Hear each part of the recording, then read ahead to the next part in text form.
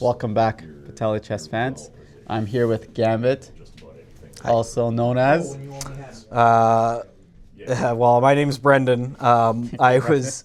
Sorry, I used Gambit because that's your Battalia. Brendan. Tell us a bit about yourself, Brendan. So the way that I approached Battalia.Chess, the way that I found out about it was through Extra Life events. So before I was a part of the Extra Life Guild here in Saskatoon, I was president of the U of S Games Club. Perfect. And so they've actually done some work with you guys too, right? Absolutely, and showcase some of your stuff. And I'd seen Battalia.Chess a couple of times and kind of been like, oh, that looks interesting, but kind of had my other things that I was doing. And so what got you to make that jump, to reach out and say, this is a game I want to...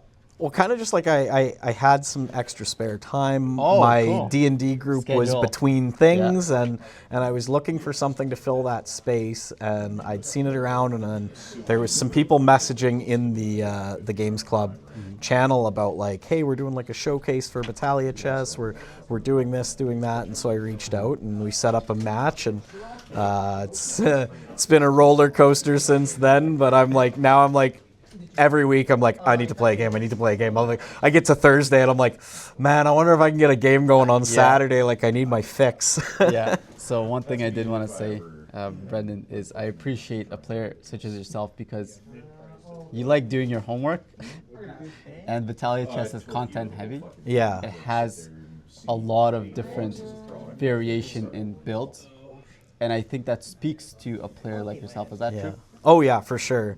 It's actually, you mentioned it's got a lot of like layers. So I remember we were here at NetOcean. Actually, we were playing a Firefly RPG, and I play with two of the other players, which are Titano Nightmon and Gateway.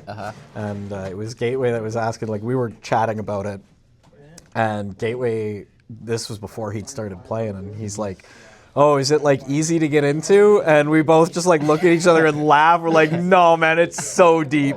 Like, there's so much going on in this game. And that's what I really like when I come to a game, is like that crunch. And like I'm a teacher, math and science are like my teaching areas. So I approach everything with this like math mindset first, and then it's that scientific method of like, we're going to experiment a little bit, we're going to try stuff, we're going to see what works, and if it doesn't work, we're throwing it out. If it does work, we're going to keep it in, which is where I've seen good success with my Alpha Knights. I run an Alpha Knight in every game. I haven't stopped. I ran an Alpha Knight in my second game, and I've run an Alpha Knight in every game since then, at least one, not to mention 6. Well, that's part about enjoying the game is you find your identity in some of these pieces and their. I really like the Nightmare. Like, I looked at the Nightmare once, I was like, I'll give it a try. Didn't even really do much with it the first game I played with it. Every other game since then, I run the Nightmare, and I've had good success with it.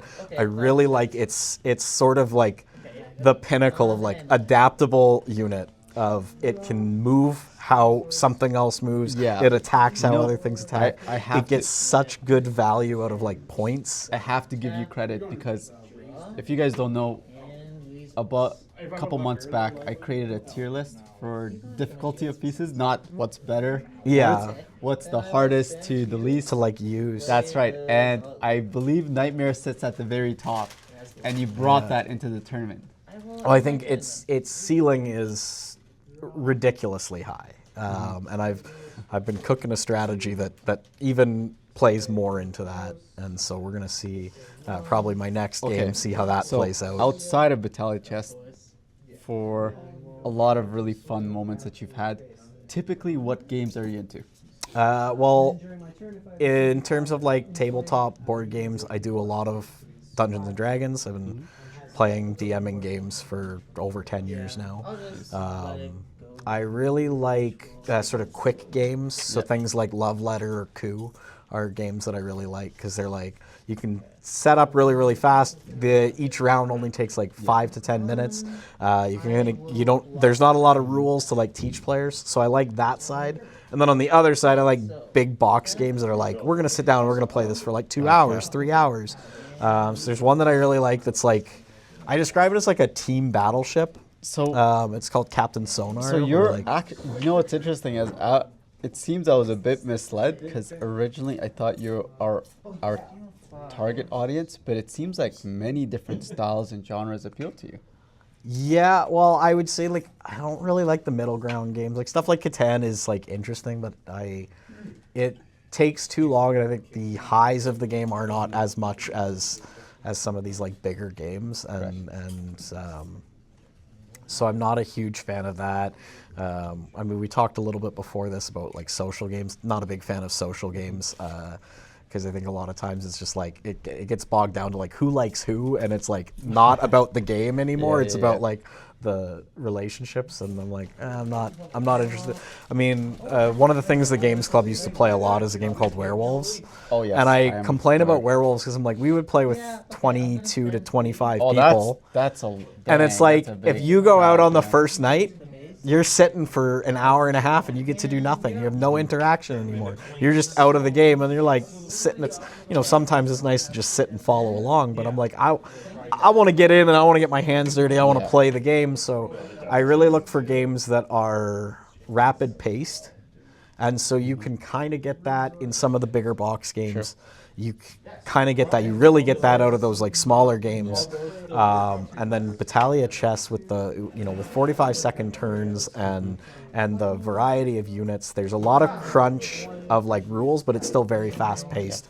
And so you'd mentioned like, there's kind of two markets where there's these people that like slower games, these people that like faster games. And I think like Battalia has both, because I'm sitting back before my games and I'm studying the game. I'm looking at unit comps. I'm looking at special abilities and what units work with this and how does this synergize with that and how can I play with the board? What do I do with Dragon? Like I'm strategizing before the game. And then the game starts and it's just like, we're going. Like, hit the gas and we're going. Like, you don't have time to think about any of that stuff I was going to say, our goal with Battalia.Chess is to be an esport. Yeah. I know with our board game, you're quite busy yourself, so you spend that time, let's say Sundays, right? You're like, yes, I want to game on Sunday. Would you be interested in competing at the highest level as a digital release? Oh, yeah. Oh, yeah. So, essentially, I want to get to that point where we're cross-cultural. Yeah. Where we have a rep from Canada, playing against a rep from the States, playing against a rep from China, playing against a rep from Korea. So, and to have that prize pool to give gamers back that reward for immersing themselves in a game. And if you've noticed with Battalia.Chess, there's no lure, really. It's gameplay, game mechanics. Yeah. Right? Yeah. And though there is going to be some story, we wanted to keep it gameplay heavy for the sake of competitive players to figure out the game, play the game theory craft, which you really enjoy. Yeah, that's the thing that I love. But let's say even on the D&D side, it's like building English, characters. Yeah. Your opponent speaks French, and you could still play the game. Yeah, that'd be super cool. Yeah, there is nothing stopping you guys from competing at that level and knowing what these points and things are, right? Right. Yeah. Well, I'm super excited. I guess I did want to ask you one last question. You have a friend, and he sees that you're really interested in Battalia.Chess. So they ask you, okay, so Brendan, what is Battalia.Chess? Like, why are you so into it? Why am I so into it? Yeah, how do you get them excited for the experience? Well, I think just talking about like the strategic depth and this idea that like you could play 1,000 games, no two games are the same. Everything there's so much fluidity to the game. There's so many different strategies that you could play. There's so much variety in just how you can build, how you can play, even if I do the same unit positioning, my game's still going to turn out totally differently. Even if both players are running the same army, it's still going to run differently than it did last time, and I think that's really cool. One thing in your last game, because we just experienced it, it was super fun. You had the ability King's Rally to be able to bring your pieces, and before everything you said, I'm going to stack all Alpha Knights. Yeah. During the game, was there any part of you that said, do I want to switch any of these units for? Oh yeah, else, for right? sure, for sure. After the second Alpha Knight was down, I was like, do I start to change the strategy? Do I? No, but I was like, no, I'm trying a thing. I gotta stay the course. We gotta complete the experiment. And that's what, as a developer, I really enjoy, is seeing players take the combination of strategy and tactics, adapt to what's happening here, and potentially change their playstyle in game to suit the battle that's happening. Yeah. Well, I mean, I did have to change my strategy a bit. My intention was charge those Alpha Knights into the king and see what happens. But then between Tyrant, meaning if I charge my Alpha Knight in and then it dies, he's just getting stacked up because of that. And then his sort of defensive wall of pawns, it was like, oh, now I have to kind of change the way that I'm, I still ran the same units, but I had to change the way that I was approaching my attacking strategy. I guess the last thing, because now that you've had several games in the tournament and you've experienced it, out of 10 in terms of your enjoyment, your engagement, and how much you would be invested in the game if it's a full market product as a digital release, what would you give it? Oh, 10 out of 10. Easily 10 out of 10. If I could rate it higher, I would. Yeah. But 10 is like as high as we go. Yeah, absolutely, it's so good. Like I say, I'm itching to play every week. That's awesome, man. I'm excited to see your next game. Yeah. Thank you so much for that compliment, but I do think that this product speaks to gamers like yourself, and it would be fun to get this cross-cultural, to get all tournament trades. To play across the globe and thinking, like I play a lot of chess, like chess.com. I play players from all over. Okay, this makes sense. And okay, I see how this translates. Okay. So like just that option of like log in and play a game against somebody else, and the more players you get in, the better you can hone in on like getting players matched of similar skill level.